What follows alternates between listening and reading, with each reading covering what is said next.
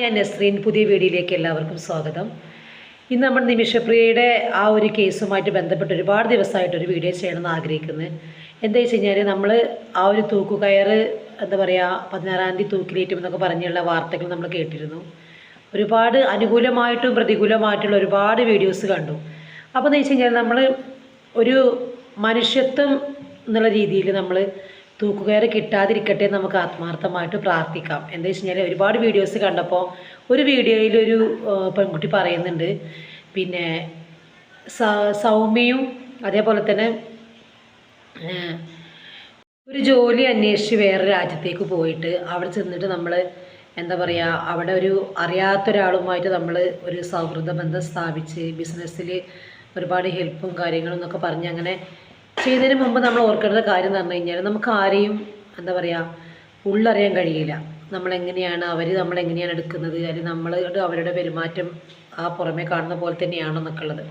എങ്ങനെയാണെങ്കിലും നിമിഷപ്രിയ അവിടെ clinic start ചെയ്യാൻ വേണ്ടിയിട്ട് തലാലിൻ്റെ ഒരു സഹായം ഒരുപാട് അഭ്യർത്ഥിച്ചിട്ടുണ്ട്. അപ്പോൾ സഹായം അങ്ങോട്ട് കൊടുത്തിട്ടുണ്ട്. അതേപോലെ തന്നെ ഒരുപാട് ഹെൽപ്പ് ആക്കിയിട്ടുണ്ട്, നാട്ടിലേക്ക് വന്നിട്ടുണ്ട്. അങ്ങനെയൊക്കെയുള്ള ഒരുപാട് സൗഹൃദങ്ങൾ അവർക്കിടയിൽ ഉണ്ടായിട്ടുണ്ട്. അതിനുശേഷം പിന്നെ ചില കാര്യങ്ങളുമായിട്ട് പൊരുത്തപ്പെട്ട് പോകാൻ പറ്റാത്ത സ്ഥിതിക്കും അതേപോലെ തന്നെ പാസ്പോർട്ട് അതേപോലെ തന്നെ ഒരുപാട് രേഖകളൊക്കെ തലാലിൻ്റെ കയ്യിലായി പെടുകയും നിമിഷപ്രിയക്ക് അതിന് കിട്ടാനുള്ള ഒരു ഓപ്ഷനും ഇല്ലയെന്ന് കണ്ട സമയത്താണ് ഈ ഒരു മരുന്ന് കുത്തി വെച്ചിട്ട് ഇങ്ങനെ അബോധാവസ്ഥയിലാക്കിയതിന് ശേഷം ഈ രേഖകളൊക്കെ എടുത്തുകൊണ്ട് രക്ഷപ്പെടാം എന്നുള്ള ഒരു തീരുമാനമായിരുന്നു നിമിഷപ്രിയ കൂടെയുള്ള ഒരു സുഹൃത്തിനെ കൂടി സഹായത്തിന് വിളിച്ച് ചെയ്തത്. അപ്പോൾ ഈ ഒരു മരുന്ന് ഡോസ് കൂടുകയും അതൊരു അറ്റാക്കിലേക്ക് ചെന്ന് കലാശിക്കുകയും അതിനുശേഷമുള്ള സംഭവമാണ് കോടതിയിലേറെ ചർച്ച ചെയ്യപ്പെടുന്നത്. കാരണം എത്രയോ കഷ്ണങ്ങളാക്കി വെട്ടി നുറുക്കി കഷ്ണങ്ങളാക്കി പിന്നെ വാട്ടർ ടാങ്കിൽ കൊണ്ടുപോയി ഉപേക്ഷിച്ചു എന്നുള്ള ആ ഒരു ന്യൂസ് ഉണ്ടല്ലോ, അത് നമുക്ക് ആർക്കും ഏതൊരു കുടുംബത്തിനും താങ്ങാൻ കഴിയുന്ന കാര്യമല്ല. കാരണം തലാലിൻ്റെ കുടുംബമാണെങ്കിലും അവരും പറയുന്നത് അങ്ങനെ ഒരു കാര്യം ചെയ്യേണ്ടിയിരുന്നില്ല എന്ന്. ഞാനും ആലോചിച്ചിരുന്നു, പഠിച്ചോനെ അതെന്തിനാ അങ്ങനെ ചെയ്തത്, മരണപ്പെട്ടു എന്ന് കണ്ട സമയത്ത് പോലീസ് സ്റ്റേഷനിലോ പുറത്ത് പോയിട്ടോ എന്തെങ്കിലുമൊക്കെ ചെയ്യാമായിരുന്നില്ല. കാരണം എന്നാലും ഒരു സ്ത്രീ എന്ന നിലയിൽ ഒരുപാട് ഇളവുകൾ കിട്ടിയിരുന്നു എന്നുള്ളത്.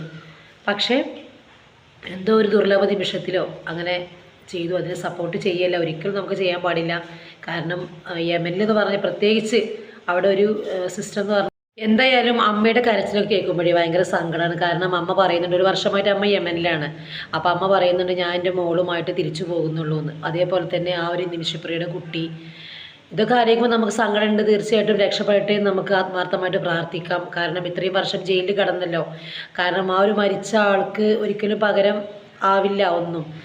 ആ ഒരു ദുർലഭമായ നിമിഷത്തിൽ അങ്ങനെ ചെയ്തു എന്ന് പറയുന്നുണ്ട്. അപ്പോൾ എന്തായാലും സംഭവം എങ്ങനെയാണെന്നുണ്ടെങ്കിലും സത്യം എന്താണെന്ന് നമുക്ക് ആർക്കും അറിയില്ല. സത്യം എന്താണെന്നാണ്. കാരണം അവർ തമ്മിലുള്ള റിലേഷനും അതേപോലെ തന്നെ അവരെ ഹെൽപ്പാക്കിയതും എന്ത് കാരണങ്ങൾ കൊണ്ടാണ് തലാൽ ഇങ്ങനെ പറഞ്ഞിരുന്നതെന്നും അതേപോലെ തന്നെ വിവാഹം കഴിച്ചു എന്നൊക്കെയുള്ള ന്യൂസുകളും വാർത്തകളൊക്കെ നമ്മൾ കേൾക്കുന്നുണ്ട്.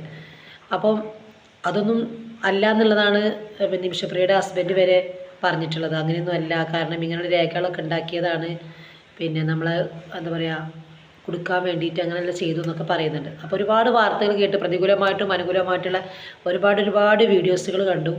അപ്പോൾ അതേപോലെ ഇങ്ങനെയുള്ള കൊലപാതകികളെ എന്താ പറയുക സപ്പോർട്ട് ചെയ്യരുത് എന്നുള്ള ആ തരത്തിലുള്ള വീഡിയോസുകളും കണ്ടിട്ടുണ്ട്. എങ്ങനെയാണെങ്കിലും നല്ലത് മാത്രം നല്ലതാവട്ടെ എന്ന് കരുതുക. കാരണം അവരുടെ ആ ഒരു നിമിഷപ്രിയ തൂക്കിലേറ്റിയത് കൊണ്ട് തലാൽ എന്നുള്ള ആ ഒരു യുവാവിന് തിരിച്ചു കിട്ടൂല. പക്ഷേ നിമിഷപ്രിയ അങ്ങനെ ചെയ്യാനും പാടില്ല. രണ്ടുമുണ്ട്. എന്തായാലും അതിൻ്റെ സത്യാവസ്ഥ അവർക്ക് മാത്രമേ അറിയുള്ളൂ. ഏതായാലും വിധി എങ്ങനെയാണെന്നുള്ളത് നമുക്ക് കാത്തിരുന്ന് കാണാം. ആ അമ്മയുടെയും കുഞ്ഞിൻ്റെയും ഒന്ന് കരച്ചിൽ കാണാനുള്ളൊരു ശക്തി ഇല്ലാത്തത് കൊണ്ട് ഇങ്ങനെ ഒരു വീഡിയോ ഇടാൻ തോന്നിയതാണ് കേട്ടോ. കാരണം നിങ്ങളുടെ വിലപ്പെട്ടിട്ടുള്ള കമൻസുകൾ താഴെ അറിയിക്കുക. ഓക്കെ.